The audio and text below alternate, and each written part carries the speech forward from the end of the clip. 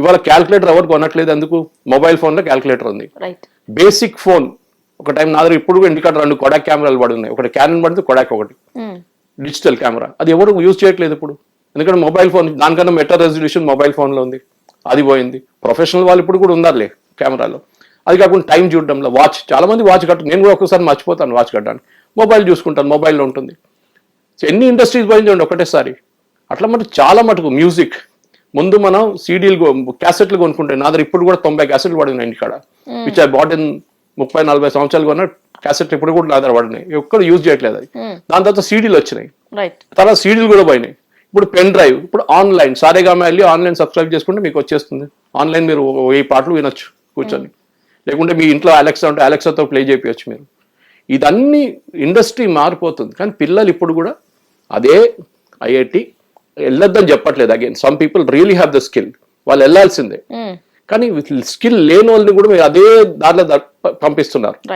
And వాళ్ళేంటి బయటకు వచ్చిన తర్వాత ఒక 15 సంవత్సరాల తర్వాత ఏదో అక్కడ లేని ఇక్కడ లేని పరిస్థితులు ఉంటారు. నేను ఎప్పుడు అడుగుతాను, ప్రశ్న అడుగుతాను, మీ దగ్గర కూడా అడుగుతాను. మీకు 10 సంవత్సరాల ముందు ఐఐటీలో ఫస్ట్ ర్యాంక్ వచ్చిన ఆయన ఎక్కడున్నాడు తెలుసా మీకు? ఇప్పుడు పేరైనా తెలుసా? తెలియదు కదా. ఎక్కడో ఉంటాడు, తెలియదు మనకి. బసుల్ ఈస్ డూయింగ్ వెరీ వెల్, తెలియదు. అది కూడా పివి సింధు తెలుసా మీకు? ఎట్లా తెలుసండి? Because she made a mark in the sports industry. వాళ్ళ అమ్మ నాన్న స్పోర్ట్స్ లో లేకుంటుంటే, వాళ్ళు స్పోర్ట్స్ లో ఎంకరేజ్ చేయకపోతే ఆమె కూడా ఏదో ఒక ఐటీ కంపెనీలో పనిచేస్తుండే. సానియా మిర్జా వాళ్ళ ఫాదర్ డైలీ పొద్దున 15 కిలోమీటర్ స్కూటర్ మీద ఆ టైంలో సలీలో తీసుకొచ్చి ఆమెను తీసుకొచ్చి పొద్దున 5 గంటలకు తీసుకొచ్చి లాల్ బహదూర్ ఇండోర్ స్టేడియంలో ఇచ్చేసి బ్యాడ్మింటన్ ఆర్డర్ ఆమె అంటే బ్యాడ్మింటన్ ఆడి అక్కడి నుంచి తర్వాత పుల్లెల గోపిచంద్ అకాడమీకి వెళ్ళి నేర్చుకుని అక్కడి నుంచి she became a big champion. ఇట్లాంటి ఎన్నో ఎగ్జాంపుల్స్ ఉన్నాయి మన దగ్గర. ఆర్ట్ ఫీల్డ్ తీసుకోండి, మ్యూజిక్ ఫీల్డ్ తీసుకోండి, అక్కడ అన్ని సక్సెస్ఫుల్ అయిన ఎంతో మంది ఉన్నారు. ఫిలిం ఫీల్డ్ తీసుకోండి, ఫిలిం ఇన్స్టిట్యూట్కి వెళ్ళి నేర్చుకుని చాలా మంది. మా బ్రదర్ లో film institute product Pune, Bombay film ఇండస్ట్రీలో ఆల్మోస్ట్ 500 సినిమాలు మిక్స్ చేసిండు ఆయన. ఇప్పుడు బిగ్ నేమ్. ఇట్లాంటి కానీ ఆ టైంలో ఫిలిం ఇండస్ట్రీ అనగా ఫిలిమా అది బాగాలేదు ఇండస్ట్రీ, జనరల్ ఒపీనియన్ ఉంటుంది అన్నమాట. సో మీ పిల్లలకి ఏం కావాలనేది Sanjeev sir expanding what you said అని చెప్పిన మాటని కొంచెం ఇంకా ఎక్స్పాండ్ చేస్తున్నాను. నాకు చాలా ప్యాషనేట్ సబ్జెక్ట్ ఇది. ఎందుకంటే చాలా మందిని నేను కలుస్తుంటా. నేను నేర్పించిన పిల్లలు ఎంబీఏలో గెస్ట్ లెక్చర్ ఇచ్చిన పిల్లలు చాలా సంవత్సరాల తర్వాత రోడ్డు మీద కనిపిస్తారు. ఏం చేస్తున్నా అంటే, ఏం లేదు సార్. అరే నీకు ఉద్యోగం వచ్చింది, అది అయిపోయింది సార్, 6 నెలల్లో బర్న్అవుట్ అయిపోయింది సార్, టార్గెట్లు చాలా హెవీ ఉండే సార్, ఏం చేయలేకపోతుంది సార్. మా ఇండస్ట్రీలో హోటల్ మేనేజ్మెంట్ చేసిన ఇండస్ట్రీలో కూడా చాలా మంది హోటల్ మేనేజ్మెంట్ మారిపోయారు.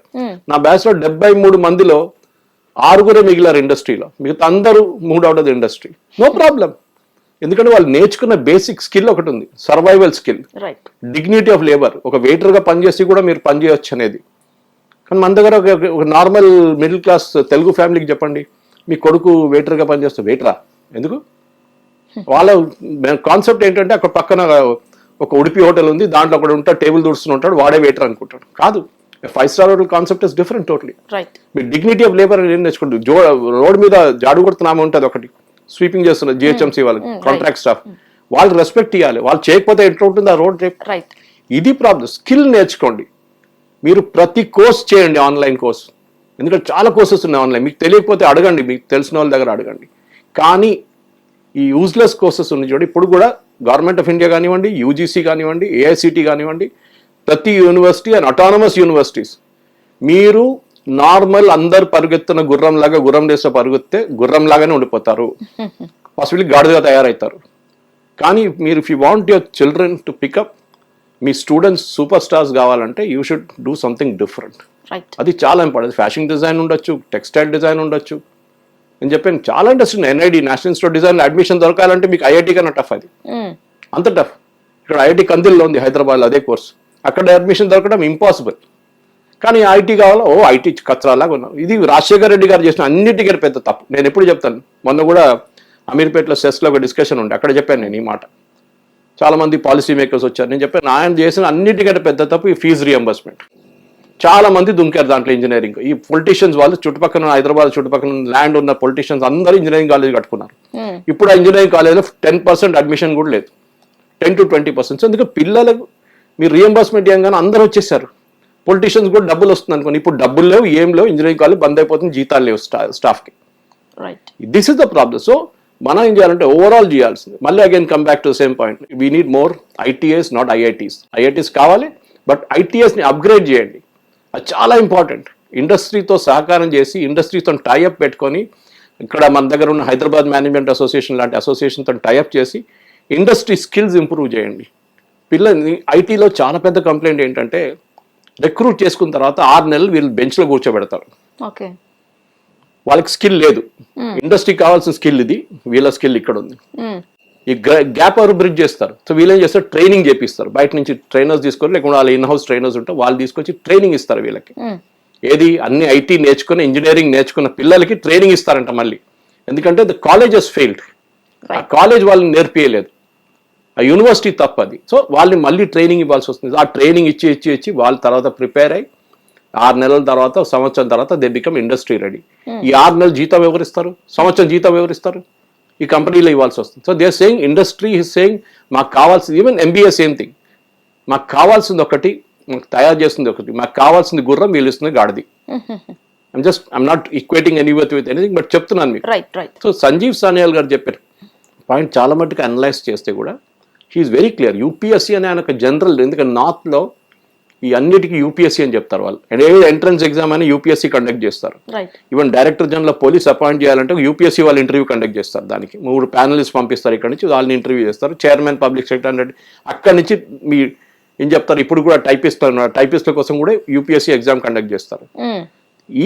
ఆ యూపీఎస్సీ కల్చర్ పోయింది ఇప్పుడు.